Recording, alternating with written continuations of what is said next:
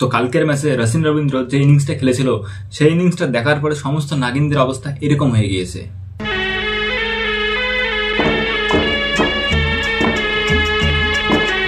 তো finally tournament থেকে ইন্ডিয়ার ছেলে ও নাতি দুইজনে ইজ্জতের সহিত বের হয়ে গিয়েছে এবং এখন টুর্নামেন্টটা খুবই সুষ্ঠু হয়ে অনুষ্ঠিত হবে।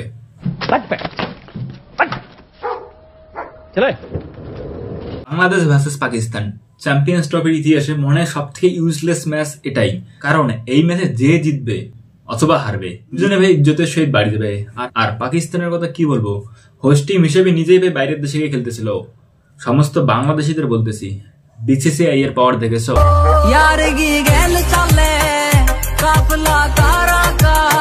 কালকের ম্যাচে নিউজিল্যান্ড এমন ভাবে খেলতেছিল যে নিউজিল্যান্ড জিতেছে একটা ম্যাচ, কিন্তু টুর্নামেন্ট থেকে বের হয়ে গিয়েছে দুইটা দল।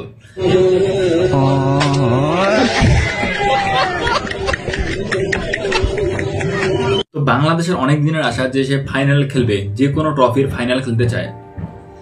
তো বাংলাদেশের ক্যাপ্টেন নাজমুল হোসেন শান্ত কিছুদিন আগে পোস্ট করে জানিয়েছিল যে তৈরি হয় বিশ্ব একটা ঝড় আসতেছে। শান্ত, হ্যাঁ ঝড়টা শান্তভাবে এসেছে, যে টুর্নামেন্ট থেকে নিজের দলে বের হয়ে গিয়েছে। তো বাংলাদেশের ফাইনালে ওঠার আশা আমরা ভাই কোনোদিনে ভাই এরকম বৃথা হতে পারি না। প্রত্যেকটা টুর্নামেন্ট থেকে এইভাবে বের হয়ে আসে, এটা তো ঠিক না বাংলাদেশের জনগণের জন্য। তো আমরা সবাই মিলে প্ল্যান করেছি, আমাদের যে প্লেনে বাড়ি দেবে সেই প্লেনের নাম রাখা হোক ফাইনাল। তো বাংলাদেশ সবার প্রথমে ফাইনালে উঠবে।